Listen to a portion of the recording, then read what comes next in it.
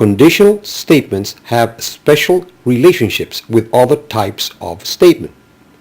These relationships are called the converse, the inverse, and the contrapositive. The converse of an if and then statement may or may not be valid. Because of this, care must be taken when the converse is used in a hypothesis. For example, using the cat again, we said that if it is a cat, then it is a feline. This is true.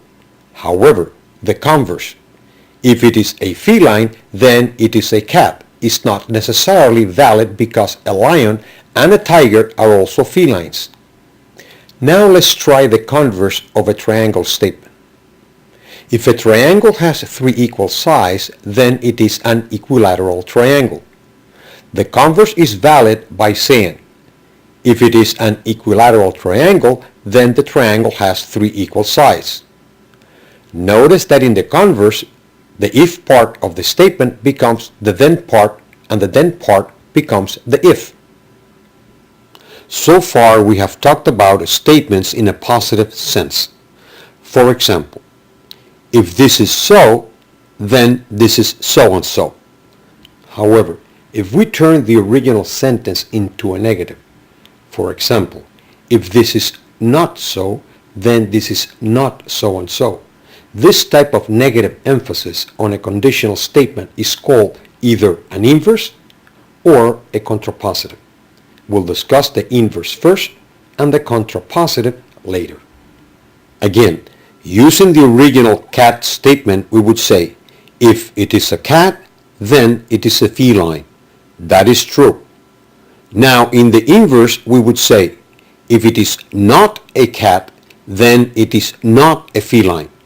Notice that the statement seems to be valid, but doesn't have to be, because again, it could be a lion or a tiger, which are felines. Now, using the triangle statement, the inverse is valid. The original statement said, if a triangle has 3 equal sides, then it is an equilateral triangle. Turning it into a negative, we would say, if a triangle doesn't have 3 equal sides, then it is not an equilateral triangle. What this shows is that we must be careful in both the converse and inverse statements, because they may or may not be valid. The last type of statement is the contrapositive, which, again, it is a statement with a negative spin. Before we say anything else, let's establish here the following. A contrapositive statement of a true statement is always true. Now let's see what a contrapositive sounds like. Using the cat statement, the original said, if it is a cat, then it is a feline.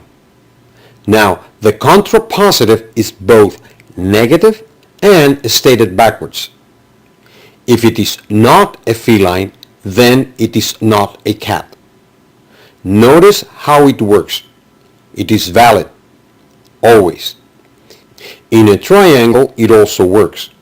If it is not an equilateral triangle, then it does not have 3 equal sides. Okay, let's review conditionals. A conditional statement is an if and then statement that defines a hypothesis. A hypothesis is like a proposal. In the conditional, you also find a conclusion. The hypothesis is the if part, and the conclusion the then part. Once we establish that the conditional is true, we can then state the converse.